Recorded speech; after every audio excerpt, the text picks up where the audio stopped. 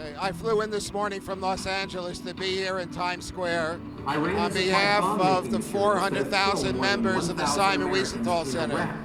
We've launched a campaign with Congress to try to ensure that they look at this issue through bipartisan eyes. This is not a Republican or Democratic issue.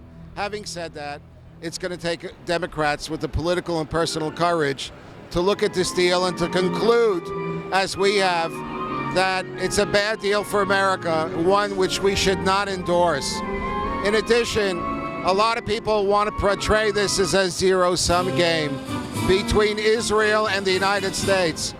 I've been to the Gulf states 3 times in recent years. We met with Arab leaders, none of whom could be accused of being Zionists. They now face an existential threat from Iran and will most likely lead to the nuclearization of the region, exactly at a time of the worst destabilization. And the other piece that is so troubling on the human rights level, throughout the period of negotiations, and right up to last Friday when President Obama and Bibi Netanyahu were burned in effigy in the streets of Tehran, the U.S. has given a free pass to the regime in terms of its human rights record, in terms of its genocidal aid of Israel, in terms of its support for terrorists. Now that the sanction regime is about to lapse, why would anyone think that that behavior is going to change?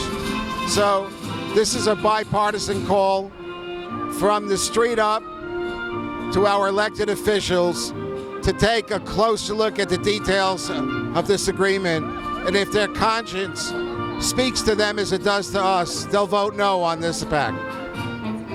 What would you expect of Jewish voters in the next presidential election if the Democrats don't veto this bill?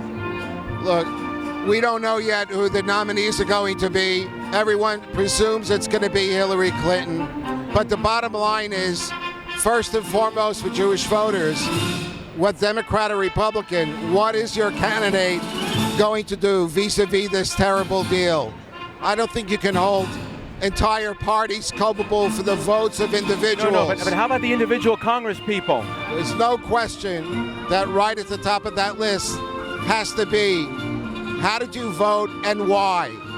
It can't be just a matter of trust us, and some people say trust and verify, but you can trust and verify if you have a 24-hour regime and not a 24-day regime. What do you mean 24-day regime? That means that the current agreement gives the Iranians 24 days before they have to allow inspectors in on what's considered a very serious breach.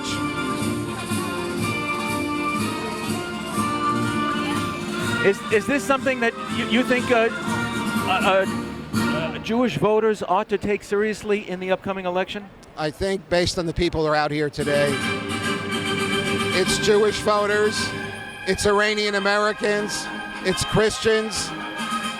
This is not only a Jewish issue, and we should not overstate the importance of the Jewish vote as well. Jewish money plays a major role, and the Jewish vote certainly plays a role in many key congressional districts. But as I see it, this is a human rights issue. It's a pivotal moment, as Mr. Netanyahu told Rabbi Heyer, a seminal moment in Jewish history. It's a pivotal moment in world history. It's not fun to go up against your president, but when he's wrong, that's what democracy is all about.